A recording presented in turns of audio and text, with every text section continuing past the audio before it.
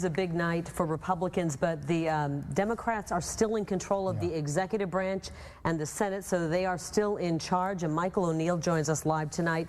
Michael, with the Democrats still in charge, basically, and the Republicans taking a little bit more power, what does this mean going forward for just American citizens? Will things get done?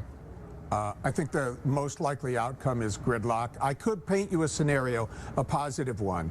It would be one where they sit down in December. There's a presidential budget commission on the deficit that's going to report. It is a bipartisan commission.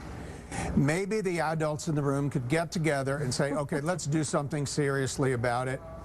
I wouldn't take an even money bet on that one. I think it's much more likely to produce posturing. Here's the problem.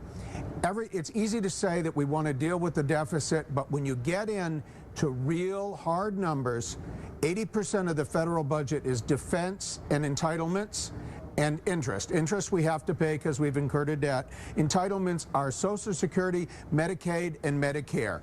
If you don't deal with those things, you're not serious. And I haven't heard anybody other than retiring politicians who has yet been willing to say what we would do with any one of those areas. But what's the benefit for that? I mean, if the Republicans don't go in there and make some change, if the Democrats don't do anything, everyone's going to get voted out in 2 years again.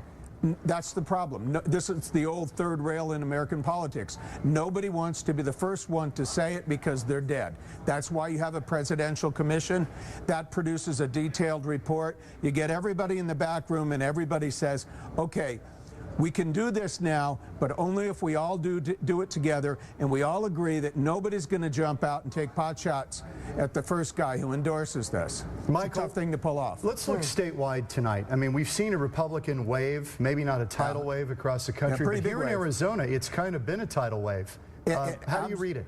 Absolutely have, but can I point out the one interesting anomaly to me?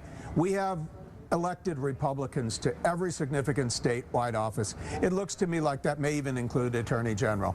That's the only one in any doubt. Right. And even that one's leading in a Republican direction.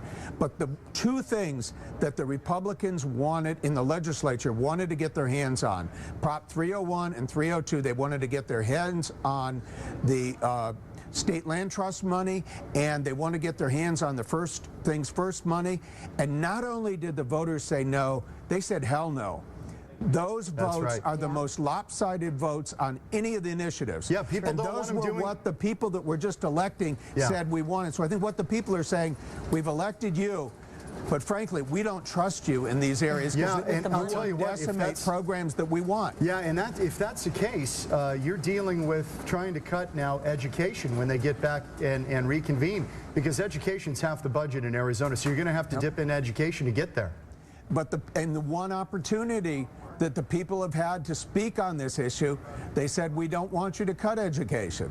Yep. Okay. Michael O'Neill, thank you.